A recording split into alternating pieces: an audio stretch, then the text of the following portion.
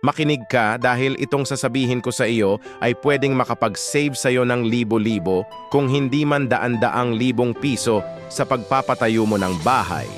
Kung narinig mo na ang linyang, "Sir Ma'am, kami na lang po ang bibili ng materyales para hassle-free sa inyo. Mag-ingat ka."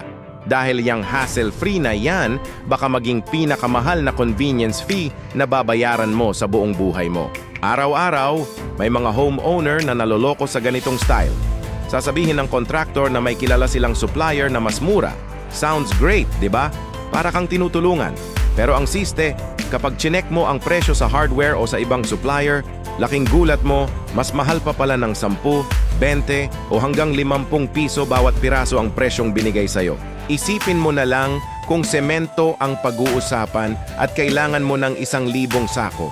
Kung may patong na 30 pesos lang bawat sako, 30,000 pesos na agad yun, paano pa yung bakal, yung buhangin, yung graba, yung mga pako, tubo, tiles at pintura, isang maliit na markup sa bawat item, kapag pinagsama-sama, aabot ng 30,000 hanggang 100,000 piso na extra profit para sa kanila. Pera na dapat sana ay napunta sa mas magandang tiles, mas matibay na pinto, o naipon mo na lang. Kaya't ito ang truth bomb. Maraming nangyayari sa likod ng construction supply na hindi mo alam. May tinatawag na silent commission system. Unang-una, may rebate o komisyon ng contractor mula sa supplier na kadalasan ay 5% hanggang 15% ng kabuuang binili. Pero hindi yan sinasabi sa'yo.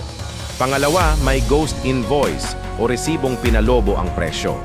Ipapakita sa'yo ang resibo na mas mataas ang halaga kaysa sa totoong binayaran. Pangatlo, pinapatungan din ang delivery charge. At ang pinakamasaklap, minsan, ikaw pa rin ang pinagbabayad ng transportation at handling fee on top of everything. Akala mo, hassle-free ka, pero ang totoo, ginagawa kang overpriced free. So, anong gagawin mo para hindi ka malugi?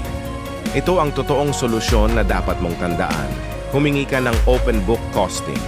Ibig sabihin, lahat ng resibo dapat transparent at nakikita mo. Bawat gastos dapat may katapat na dokumento. Huwag kang matakot na mag-compare ng presyo. Tumawag ka sa ibang hardware, mag-canvas online, alamin mo ang retail price.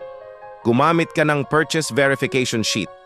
Isang simpleng spreadsheet kung saan nakalista ang item, quantity, presyo ng supplier, at presyo sa ibang tindahan para makita mo ang difference. May dalawang option ka para sigurado.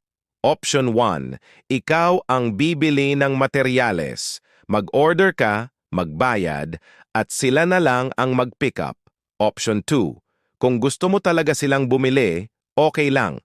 Pero siguraduhin mong ikaw ang direktang magbabayad sa supplier, hindi sa contractor.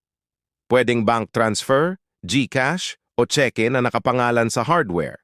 Sa ganitong paraan, sigurado kang walang patong. Tandaan mo, hindi lahat ng tulong ay libre.